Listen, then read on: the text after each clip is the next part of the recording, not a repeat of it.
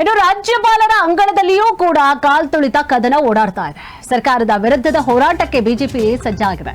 ಸರ್ಕಾರದವರ ವಿರುದ್ಧ ಟೊಂಕ ಕಟ್ಟಿ ನಿಂತಿದ್ದಾರೆ ಬಿಜೆಪಿಯವರು.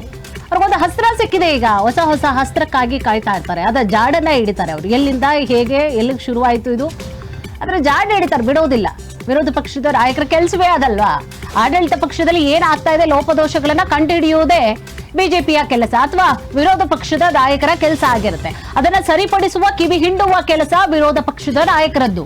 ಸೊ ಅದೇ ರೀತಿಯಾಗಿ ಸರ್ಕಾರದವರ ವಿರುದ್ಧ ಈಗಾಗಲೇ ಟೊಂಕ ಕಟ್ಟಿ ನಿಂತಿದ್ದಾರೆ ಬಿಜೆಪಿಯವರು. ಕಾಲ್ತುಳಿತ ಕೇಸ್ನಲ್ಲಿ ಸರ್ಕಾರ ವಜಾ ಮಾಡಲು ಆಗ್ರಹವನ್ನ ಮಾಡ್ತಾ ಇದ್ದಾರೆ. ಸರ್ಕಾರವನ್ನ ವಜಾ ಮಾಡಬೇಕು ಅಂತ ಹೇಳಿ ಆಗ್ರಹ ಮಾಡ್ತಾ ಇದ್ದಾರೆ ರಾಜ್ಯಪಾಲರಿಗೆ. ರಾಜಭವನದ ಕದ ತಟ್ಟಿದ್ದಾರೆ. ಈಗಾಗಲೇ ನಿನ್ನೆ ವಿಧಾನಸೌಧದ ಮುಂದೆ ಬಿಜೆಪಿ ಪ್ರತಿಭಟನೆ ಮಾಡಿತು. ಸಿಎಂ, ಡಿಸಿಎಂ, ಗೃಹ ಸಚಿವರ ರಾಜೀನಾಮೆಗೆ ಪಟ್ಟು ಹಿಡಿದ್ರು. ಕಾಲ್ತುಳಿತ ಪ್ರಕರಣವನ್ನೇ ಅಸ್ತ್ರವಾಗಿರಿಸಿಕೊಂಡಿದ್ದಾರೆ ಬಿಜೆಪಿಯ ನಾಯಕರು. ಬಿಡ್ತಿಲ್ಲ ಈಗ ಅಸ್ತ್ರ ಸಿಕ್ಕಿದೆ. ಅವರು ಹೆಂಗ್ ಬಿಡ್ತಾರ ಅವರು?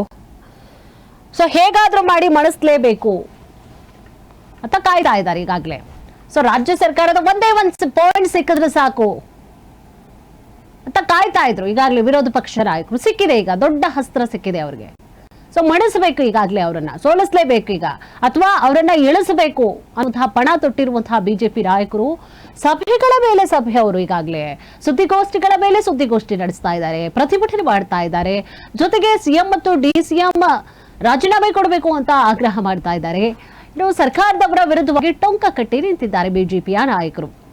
ಕಾಲ್ತುಳಿತ ಕೇಸ್ನಲ್ಲಿ ಸರ್ಕಾರ ವಜಾ ಮಾಡಬೇಕು ಅಂತ ಆಗ್ರಹ ಮಾಡ್ತಿದ್ದಾರೆ.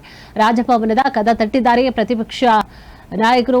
ನಿನ್ನೆ ವಿಧಾನಸೌಧದ ಮುಂದೆ ಬಿಜೆಪಿ ಪ್ರತಿಭಟನೆಯನ್ನ ಕೂಡ ಮಾಡಿದ್ರು. ಅವರು ಸಿಎಂ, ಡಿಸಿಎಂ, ಗೃಹ ಸಚಿವರ ರಾಜೀನಾಮೆಗೆ ಪಟ್ಟು ಹಿಡಿದ್ರು. ಕಾಲ್ತುಳಿತ ಪ್ರಕರಣವನ್ನೇ ಈಗಾಗಲೇ ಅಸ್ತ್ರವನ್ನಾಗಿ ಇರಿಸಿಕೊಂಡಿದ್ದಾರೆ ಬಿಜೆಪಿಯ ನಾಯಕರು. ಗೊತ್ತಿಲ್ಲ ಎಲ್ಲಿ ಹೋಗಿ ಮುಟ್ಟುತ್ತೋ ಗೊತ್ತಿಲ್ಲ ಇದು ಈಗ. ಸೊ ತಲೆದಂಡಗಳಾಯಿತು, ಅಮಾನತ್ತಾಯಿತು, ಜೊತೆಗೆ ವರ್ಗಾವಣೆ ಆಯಿತು, ಸಿಬ್ಬಂದಿಗಳನ್ನು ಅರೆಸ್ಟ್ ಮಾಡಿದ್ದಾಯಿತು, ಜೊತೆಗೆ CS ಅವರನ್ನು ಕೂಡ ಕೆಲಸದಿಂದ ಕಿತ್ತು ಹಾಕಿದ್ದಾಯಿತು. ಇನ್ನು ಎಲ್ಲೂ ಹೋಗುತ್ತೋ ಗೊತ್ತಿಲ್ಲ. ಈಗ 11ಕ್ಕೆ 11 ತಲೆದಂಡ ಆಗಿದೆ, 11 ಸಾವಾಗಿದೆ, 11 ಈಗ ನೋಡಿ ಅಮಾನತ್ತು ಇವೆಲ್ಲವನ್ನು ಕೂಡ ಸೇರಿಸ್ಕೊಂಡ್ರೆ 11 ಮಂದಿ ಈಗ ತಲೆದಂಡ ಆಗಿರುವಂಥದ್ದು. ಸೊ ಮುಂದೆ ಇನ್ನೂ ಕೂಡ ಎಲ್ಲಿ ಹೋಗುತ್ತೆ ಗೊತ್ತಿಲ್ಲ. ಈಗ CID ವಿಚಾರಣೆಯನ್ನು ಕೂಡ ನಡೆಸ್ತಾ ಇದೆ. 3 ಆಯೋಗಕ್ಕೆ ಕೊಟ್ಟರು, ವಿಚಾರಣೆ ಮಾಡಬೇಕು ಅಂತ ಹೇಳಿ ಏನೋ ಕೊಟ್ಟಿದ್ದಾರೆ. ಅವ್ರು ಡೈರೆಕ್ಟ್ CM ಬುಡಕ್ಕೆ ಬಂದ್ರೆ ಏನ್ ಮಾಡ್ತಾರೆ ಹಾಗಿದ್ರೆ? ಸೊ ಏನಾಗ್ಬೋದು ಆಗಿದ್ರೆ? CID ಏನೋ ತನಿಖೆ ಚುರುಕುಗೊಳಿಸ್ಕೊಂಡಿದೆ ಈಗಾಗಲೇ. ಬಟ್ ಎಲ್ಲಿ ಹೋಗಿ ಮುಟ್ಟುತ್ತೋ ಗೊತ್ತಿಲ್ಲ, ಅಥವಾ ಯಾರ ಬುಡಕ್ ಬಂದು ಲಾಸ್ಟಿಗೆ ಫೈನಲ್ ಆಗಿ ನಿಂತ್ಕೊಳ್ಳುತ್ತೋ ಗೊತ್ತಿಲ್ಲ ಈ ಒಂದು ಕೇಸ್.